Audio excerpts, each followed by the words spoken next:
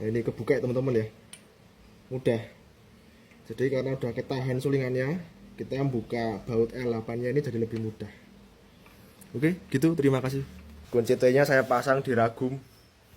Nah udah, tinggal pasang aja ini, dimasukkan shockbreakernya. Nah ini dipaskan, ini udah nggak bisa gerak nih. Nah kalau udah tinggal dibuka aja. Oke teman-teman, ini saya kasih tips untuk mencari volume oli ya dengan ruang gerak cepat aja. Ini kita buka tutupnya ya, tutupnya pakai tracker. Kemudian pinnya di ini, kunciannya ini, ringnya dilepas, tutupnya lepas, per dikeluarkan ya, per utama dikeluarkan, olinya kita buang. Nah di sini kita bisa bongkar semua, kita ganti parts yang perlu diganti. Kondisi seperti ini setelah jadi, kita kasih penanda ya. Ini saya pakai O-ring. Kalau nggak ada pakai kabel tis juga bisa. Yang penting bisa menandai secara vertikal. Kita ukur ruang gerak mentahnya. Caranya kasih penanda tadi. Kemudian ini kita dorong ke bawah ya. Penandanya dipentokin dasil sampai bawah. Kemudian kita tarik sampai mentok ke atas. Di sini kita ukur. Ini ukurannya 67 mm ya. Nah, ini kita pakai ukuran dari standar pabrikan dulu. Kemudian kita coba ya. Semua kita rakit, kita coba. Harusnya itu ada toleransi 5 mili sampai 10 mili. Jadi kalau tadi 67 mili, paling enggak ruang gerak setelah terisi oli itu 62 mili atau 57 mili. Nah, perlu diingat semua motor itu beda-beda ukurannya, karena walaupun sama-sama standar pabrik, kadang ada yang sudah aus, kayak ini pernya aus. Kemudian nanti bottomnya ini juga, dia bagian bawah termasuk shockbreaker yang bawah itu sudah sedikit aus. Jadi pasti itu mempengaruhi dari volumenya. Itu makanya kenapa saya pakai takaran pabrik dengan mililiter itu untuk patokan awal.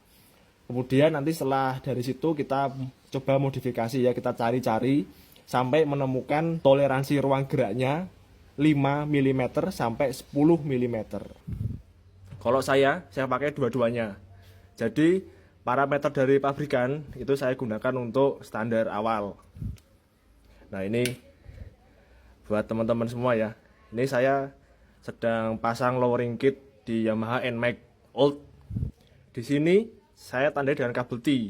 Tujuannya apa? Nah ini ketika dia fully extended, ini kan dia mentok nih, full, dia kalau kita ukur itu dia nih ya, dari dasil.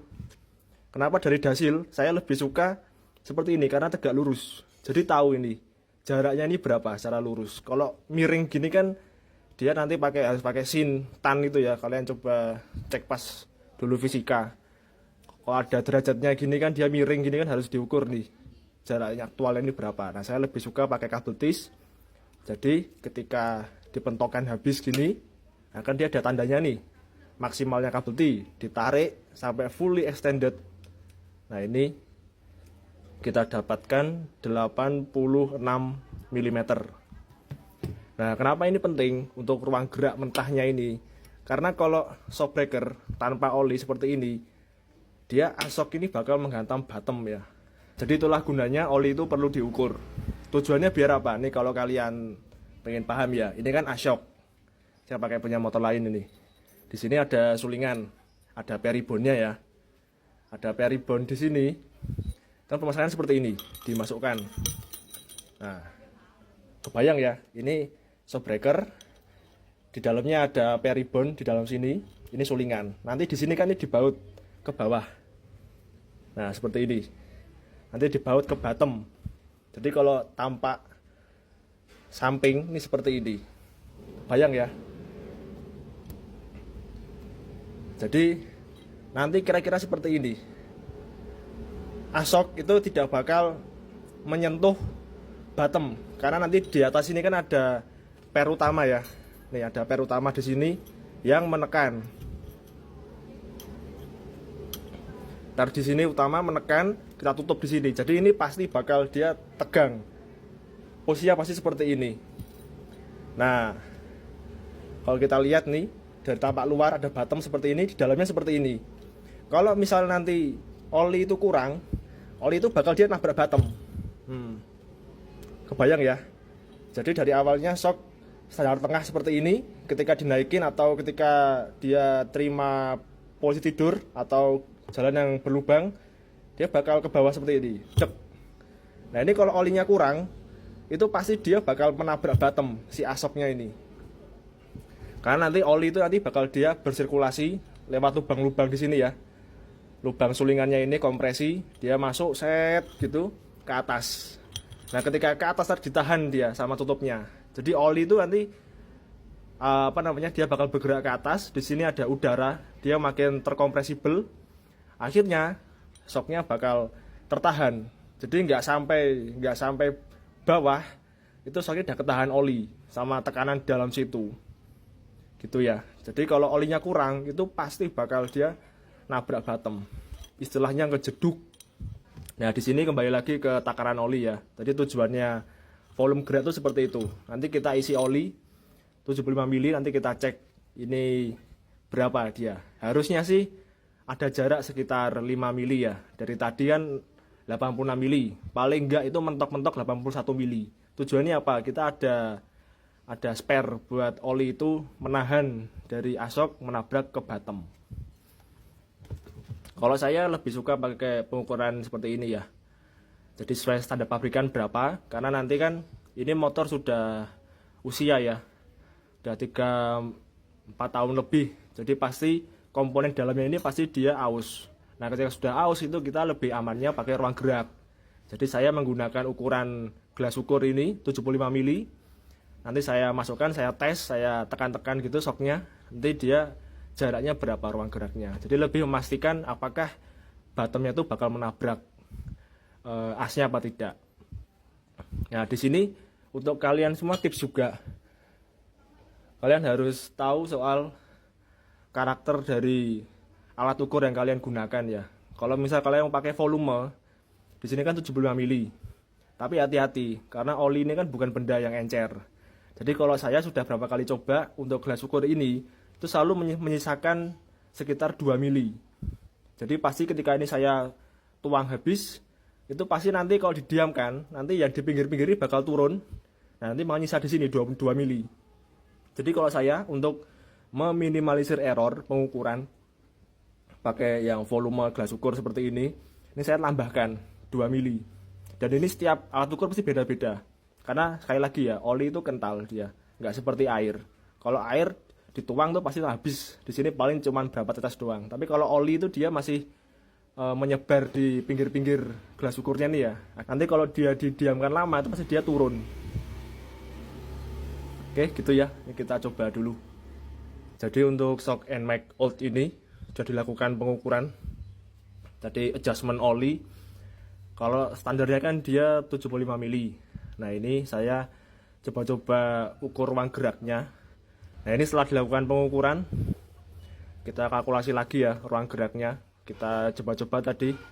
Kita pakai olinya tuh 85 mili. Mungkin dalamnya ini sudah ada yang aus partnya.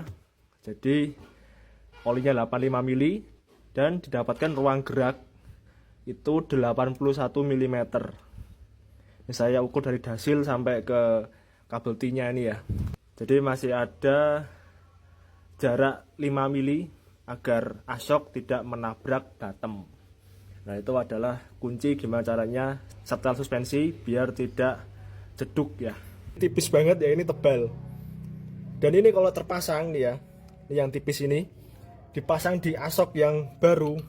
Nah, ini sama sekali nggak ada gigitannya ya. Jadi ini benar-benar ngelos dia. Hasilnya ntar nggak ada reboundnya.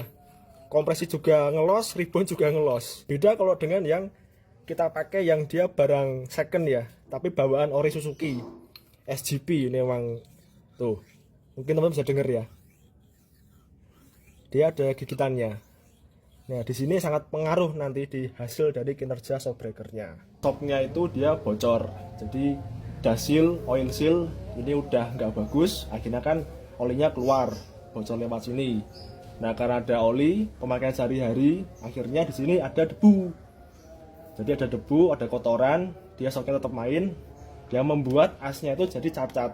Jadi dulu itu as originalnya itu sayangnya dia baret. Nah, kemudian ini dari ownernya ini Mas Yifta yang lagi pegang kamera, ini dicarikan muter-muter di sini di Magelang adanya yang aftermarket. Ini mereknya saya sebut aja Takayama ya. Jadi tidak originalnya, tapi sama-sama dia 26 mili.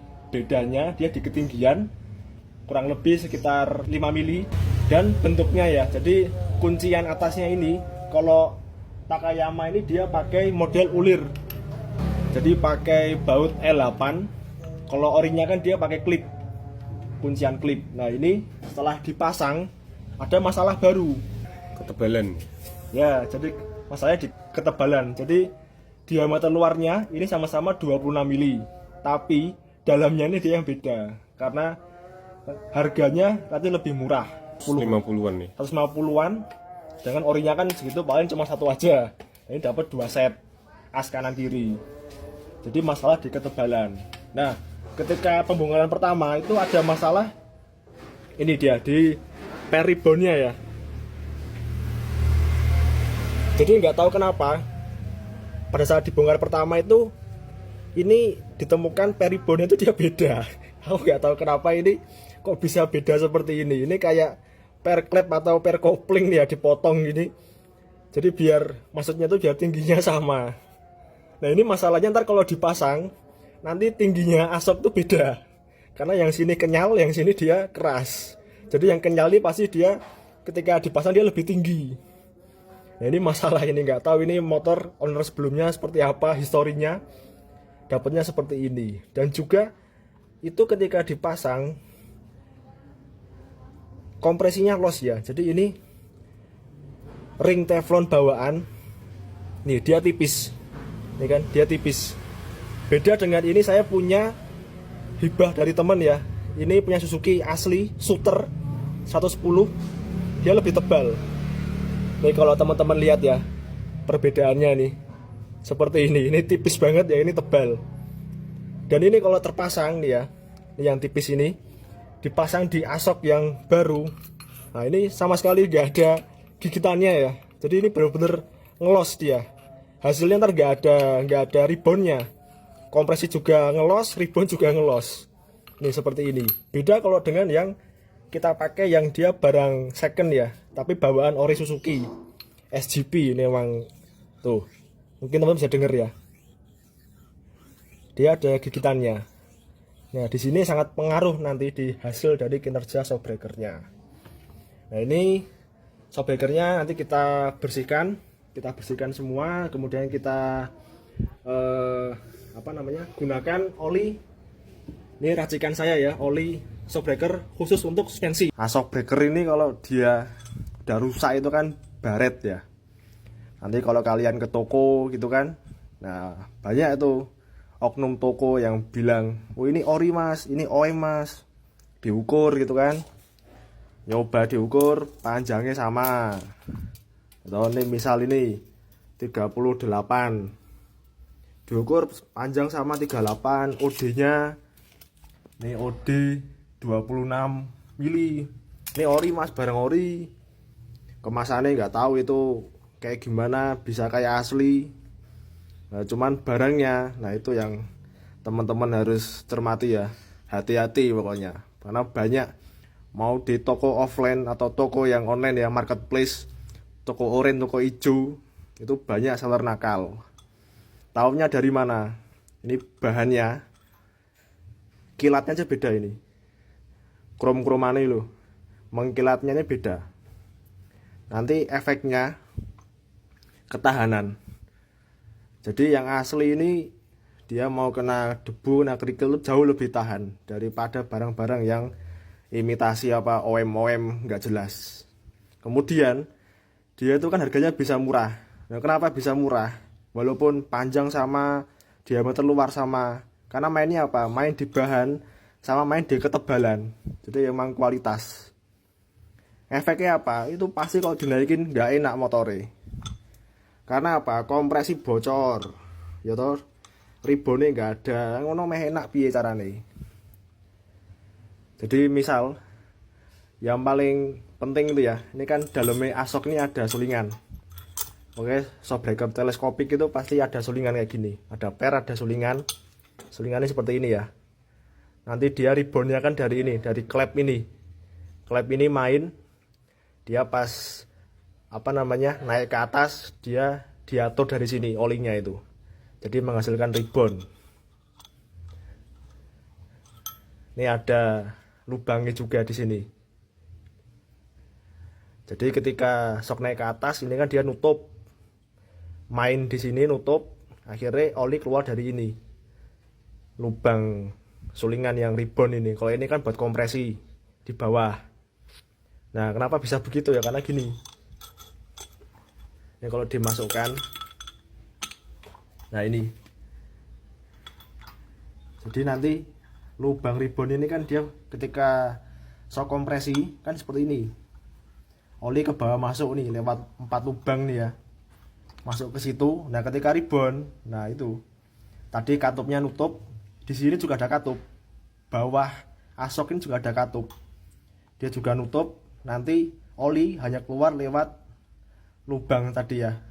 Lubang yang ribbon tadi itu yang kecil itu. Nanti keluar lagi lewat sini. Gitu seterusnya. Nah, ini pengaruhnya apa? Pertama, kalau diameter asok, asnya ini diameter bagian dalamnya itu dia materialnya tipis ya. Jadi ini pasti bakal lobok. Dia masih bakal longgar. Jadi yang bagus seperti ini. Antara ring teflon, jadi sulingan ada ring teflonnya, itu kan ketemu sama as yang bagian dalam. Itu ada gigitannya. Jadi nanti ketika ada pergerakan, itu klepnya main semua. Ringnya nanti nutup oli, main di sini juga nanti kan ini ada klepnya ya. Ini loh. Nah, yang ini loh, yang merah-merah ini kan klep juga tuh di dalam. Nanti itu main semua, jadinya bagus. Ada regulasi oli, itu yang bikin damper ya, dampening sistemnya dari situ. Ada kompresi, ada ribbon main itu kan karena itu oli di situ dimainkan. Nah, pertama yang tadi ini nggak ada gigitan, jadi ini ngelos aja gitu aja. Oli naik turun, motor pasti nggak enak. Yang kedua, ini loh, yang tadi ring yang di asok ini, toh, yang merah-merah ini, dia ngikut sama sulingan, yang kayak gini toh, dia ngikut, dia sesuai sulingannya ya, lebarnya ya, dia ya ngepas gitu. Jadi oli juga terregulasi ya, toh. Ketika dia turun kompresi gini kan, dia buka itu, set, begitu naik, nah dia nutup tuh, kelihatan enggak? Nutup ya, kelihatan ya. Nah ini yang bagus seperti ini. Kalau imitasi itu pasti nggak main. Jadi ini apa? Kalian buang-buang duit, maneman ya toh. Jadi hati-hati untuk spare part kendaraan kalian. Ini berfungsi sebagai katup juga. Jadi ketika dia ribbon, dia bakal menutup, dia bergerak ke bawah nutup. Akhirnya mau nggak mau, oli itu hanya sirkulasi di lubang ribbon ini. Set gitu. Oke teman-teman, ini penting ya. Teflon ring sulingan ini tadi kan ternyata yang sebelah kanan itu nggak ada, terus dicarikan oleh ownernya. Motor-motor daerah Semarang ini kebanyakan bengkel kan tutup, jadi bengkel yang buka itu tanyain masih belum ketemu. Akhirnya nih saya coba ya bikin dari pralon setengah in. Ini saya profil ya, saya profil mahkota gini ya, sama dengan ring sulingan bawaannya ya. Karena fungsinya ring sulingan ini juga dia katup ya. Nih saya jelaskan. Nah ini ring sulingan yang sudah terpasang ya. Ring ini tugasnya sebagai katup. Karena ketika sulingan ini bergerak naik, ini kan berarti ring bakal bergerak turun. Karena dia bergesekan dengan as shockbreaker bagian dalam ya. Jadi dia bergerak turun ketika sulingan bergerak naik atau bottomnya bergerak naik, karena sulingan ini kan dia dibaut di bottom ya. Jadi ketika sulingan ini naik, bottomnya naik, roda naik, ini oli bakal lewat ya, dia bisa sirkulasi ya. dari atas sirkulasi ke bawah. Nah, kemudian ketika fase rebound, sulingan ini bergerak turun ya. Ketika dia bergerak turun, dia pasti akan bergerak naik ringnya ini. Jadi roda sulingan bergerak turun, karena ringnya teflon ini bergesekan dengan as, maka dia akan bergerak naik, menutup ya. Jadi ini bakal seal, menutup. Jadi oli hanya keluar di lubang rebound ini sebelah atas. Jadi kalau bawah kan dia buat kompresi ya, ini ya. Ada 2 biji kompresi. Nah, yang atas ini rebound diameternya sekitar 0,7 mili, hanya satu ya. Nanti oli dia bakal lewat sini. Kenapa? Ya kalau kita masukkan di sini juga ada katup juga ya, ring di sini di asok ya bagian bawah. Ini berfungsi sebagai katup juga. Jadi ketika dia rebound, dia bakal menutup, dia bergerak ke bawah nutup. Akhirnya mau nggak mau, oli itu hanya sirkulasi di lubang rebound ini. Set gitu. Nah, ini kalau ring yang bagus, original, ini ada gigitannya ya. Ini mungkin teman-teman bisa dengar suaranya. Set, set, set. Nah, sekarang kita coba ring sulingan buatan saya. Ini coba dimasukkan. Nah, ini ada gigitannya ya. Dia rapat dengan asok bagian dalam. Nah, semoga ini bisa lancar. Kita pasang dulu. Kita bersihkan dulu komponennya, kemudian kita pasang. Dan di sini sudah ketemu ya. Dapat dasil yang all buat asok 26. Ini kita coba akali dulu biar bisa ngepres di sini nanti. Oke, teman-teman, untuk pemasangan baut bawah ya, biar tidak terjadi kebocoran, ini lebih baiknya pakai kunci torsi. Di sini untuk manualnya itu dia menyebutkan 20 Nm. Ini saya pakai kunci torsi ya, sudah disetel 20 Nm di sini. Nah, ini harusnya kan pakai ragum, cuman karena tidak ada di sini, akhirnya saya akali pakai tang jepit. Dan jangan lupa ini pakai karet ya, biar tidak melukai parts dari konsumen, untuk menghindari komplain. Jadi kita sesuai torsinya. Nah, udah 20 Nm ya. Dan jangan lupa kalau kunci torsi jangan di sini ya megangnya ya, harus sesuai di sini karena pengukuran 20 Nm ini sudah diatur sesuai gripnya ini. Jadi jangan terlalu dekat dan jangan pakai pipa yang panjang itu, nanti malah berbeda sedikit ukurannya. Oke, mantap.